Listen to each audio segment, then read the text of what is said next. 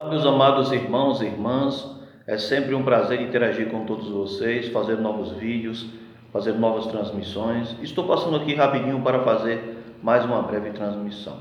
Iremos dar continuidade ao estudo sobre de quem é a pedra da igreja, quem é a pedra fundamental da igreja, se é Cristo ou Pedro. Neste momento, eu peço que vocês abram a Bíblia de vocês no Evangelho de João, Evangelho de João, capítulo 1,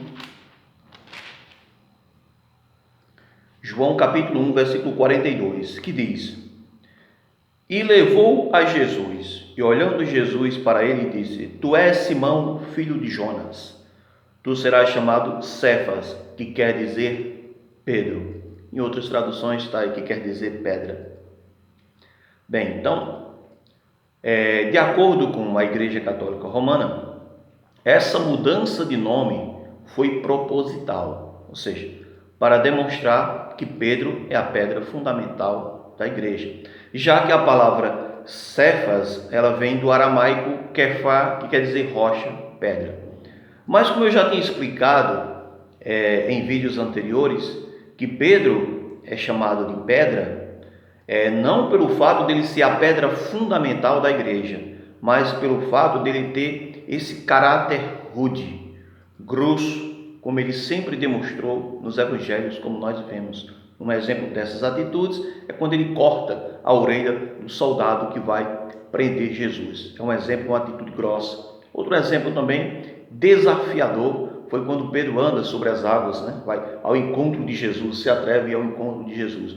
Quando Jesus diz que vai ser entregue aos principais sacerdotes, Pedro também intervém: não, Senhor, isso jamais vai te acontecer. Então, esse procedimento rude e grosso de Pedro, foi o que fez Pedro receber este nome de Pedro, Embora essas coisas não tenham acontecido ainda, mas Jesus conhecia cada um de seus discípulos.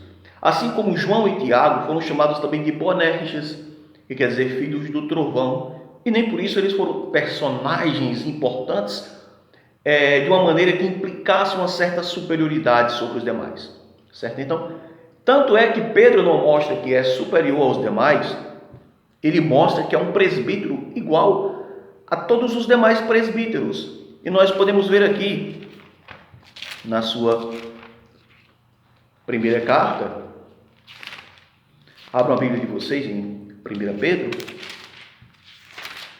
5, versículo 1, quando ele diz: Aos presbíteros que estão entre vós, admoesto eu, que sou também presbítero com eles, e testemunho das aflições de Cristo e participante da glória que se há de revelar. Então, o próprio Pedro mostra que é apenas um presbítero como os demais, certo? Lembrando aqui que o fato de Pedro ter sido presbítero não quer dizer que ele não tenha sido bispo, pelo contrário.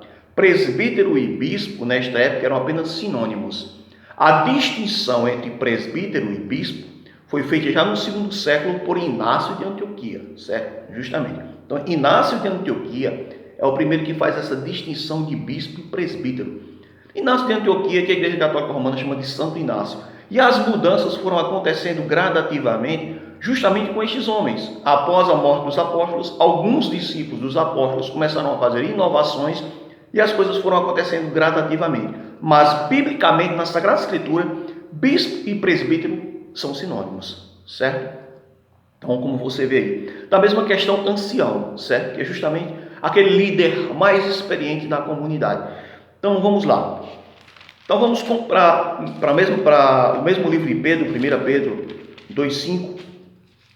Quando Pedro diz aqui, 1 Pedro 2,5. Está tanto na Bíblia Católica como na Bíblia Evangélica.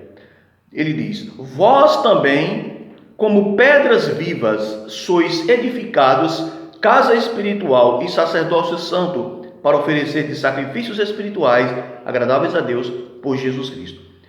E nessa passagem, Pedro tanto mostra que todos nós somos pedras, não apenas ele, todos nós somos pedras vivas na construção do edifício espiritual de Deus, que é a igreja, como também mostra o sacerdócio de todos os fiéis, como nós podemos ver aqui. Então, Pedro é muito claro em dizer isso. Então, não apenas Pedro é pedra, mas todos os demais cristãos que formam esse edifício de Deus que é a igreja são chamados pedras na construção deste edifício espiritual. Então, como vocês podem ver aqui, então peço nesse momento que vocês abram a Bíblia de vocês em Atos dos Apóstolos e vamos analisar esse texto.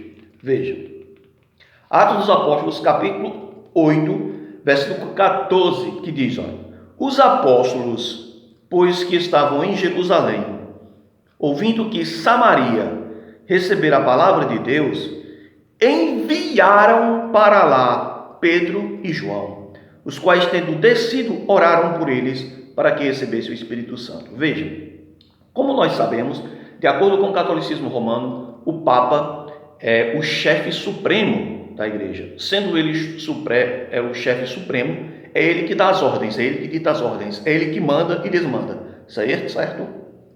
Então ele é o chefe supremo.